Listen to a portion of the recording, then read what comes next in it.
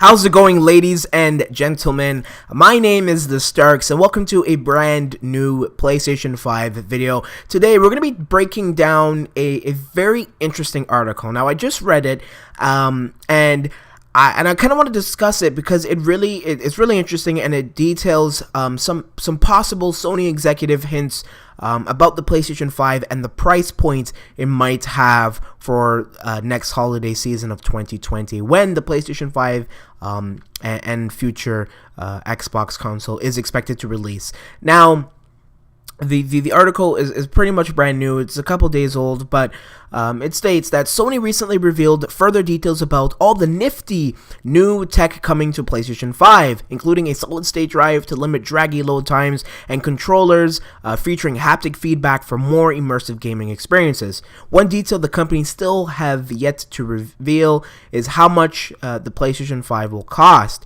A recent morsel of information from a Sony exec suggests that the price might not be as high as all those whips and jiggles might suggest. In a recent earnings call, Chief Financial Officer Hiroki Tohoki, pardon my pronunciation there, explained Sony is currently, and I quote, analyzing the costs and acceptable price in the market and platform penetration, end quote. For its upcoming console, this seems to suggest that the company is eager to hit the ground running, encouraging players to upgrade to PlayStation 5 with an attractive initial price point. Back in 2006, the PlayStation 3 launch got off to a rocky start, partly owing to the console's initial $600 price point. It didn't help matters that Sony of America's then president and CEO Jack Tretton, or Tretton, however you pronounce his name, whatever, widely overestimated how much consumers were willing to pay, boasting in 2007. If you can find a PlayStation 3 anywhere in North America that's been on shelves for more than 5 minutes, I'll give you $1,000 for it, which is just to show you how confident this guy was, and probably clueless.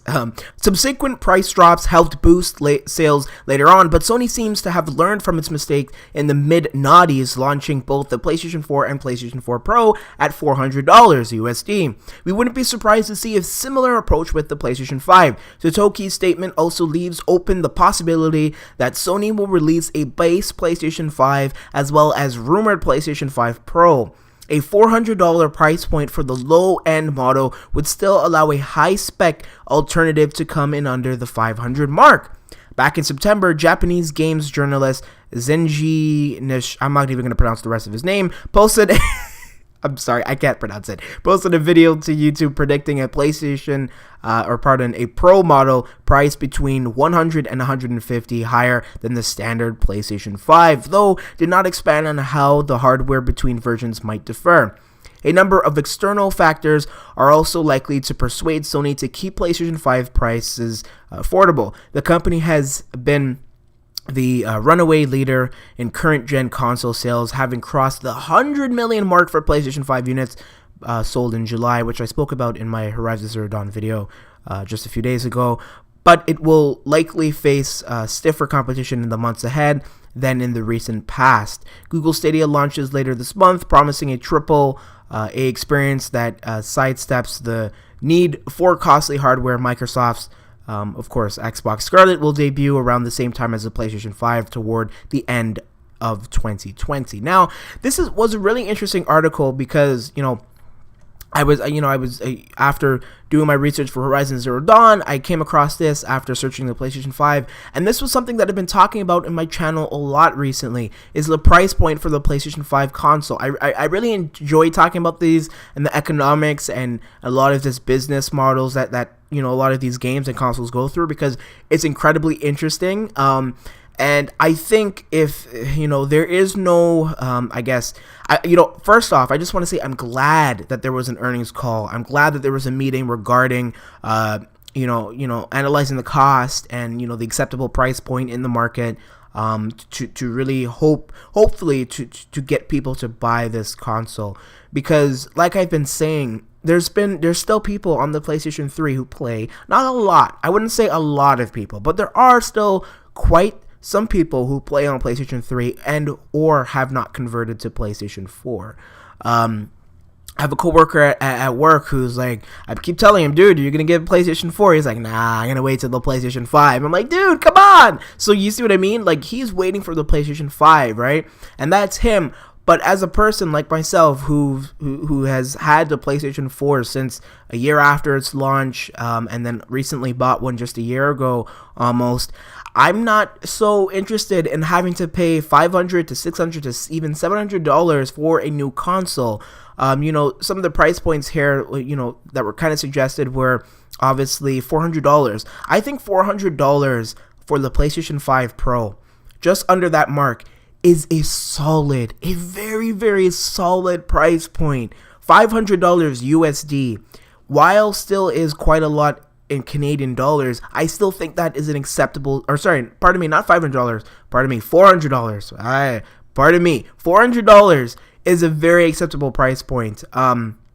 Because $400, is about 500, maybe no more than $600 Canadian, because obviously our money sucks right now. But nonetheless, $400 is an amazing price point. Even $450, anything below 500 USD would be freaking amazing for the PlayStation 5. And I know if that were the case, I would 110% freaking buy the PlayStation 5 on launch.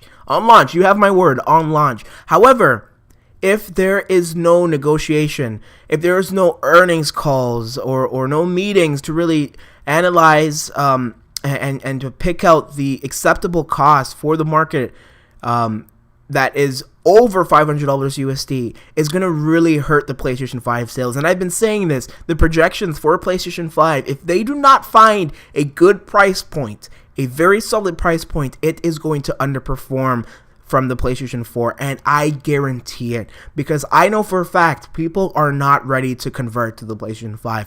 I myself, a gamer and content creator on YouTube, am not ready to convert to a PlayStation 5 just yet. So the price is what matters the most. I know a lot of people say, no, it's the games that matter. No, it's the features that matter. That's all good. The PlayStation 5 sounds like an amazing console. I do not doubt that. The games that are going to be presented for the PlayStation 5 are going to be phenomenal. But it is that price point, that price tag that is the make or break, the meat and potatoes, the good or the bad from the console. And you can just judge it off of projections from Xbox.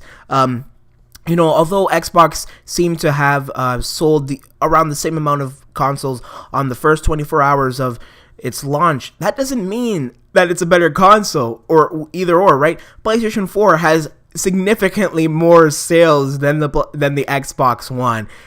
And that's probably because the Xbox was expensive. I think it was $50 to $100 more during launch. Correct me if I'm wrong. Plus, the Xbox weighs a ton. It's ugly. The interface is garbage. And obviously I'm not a hater of Xbox. I used to be a fan of Xbox back then. And I joke about it all the time with my coworkers. But nonetheless, I'm being serious here. Like, a $400 price tag is just an amazing thing to say. And this was really interesting insight about some of the meetings and stuff that these Sony executives go through, because they know that the price tag is what's going to make or break this console. I don't care what people say about the features, about the games. It is the price tag that matters. You know what I mean? There's a lot of people out there who are not willing to spend that extra dollar, or $50 or $100 or however it may be for a new console, because they already have a good working console. The PlayStation 4 was not as horrible as a PlayStation 3. Although I can admit, like, I still have my PlayStation 3, it still runs well. It had a lot of issues, and the PlayStation 4 hasn't even come to any of those issues. I know people report about how their PlayStation 4 makes noise. Okay, it's a console, everything makes noise. Even we humans make noise, you know what I mean? So that's whatever. But the PlayStation 4 still runs well. I can't believe we're almost in a year from now or so, we're going to be getting a PlayStation 5. That's crazy to me, because it just doesn't, it seems so surreal. So I'm interested to see how this next year and a couple months will shape out to be. I'm going to hold this video dear, and I'm going to hopefully, I really want to know your guys' opinions, thoughts, and comments regarding the price tag. What do you think the PlayStation 5 and or future Xbox console will cost? Do you think a $400 USD price tag is in the works, or do you think it's going to be a little higher, maybe even $450 to $500? And if so, will you buy the next gen console in a year from now? Let me know in the comment section below. Of course, if you're new to my channel, I would appreciate it very dearly if you subscribe to my channel as well as left a like. And with that being said, I've been TheStarkz. Peace.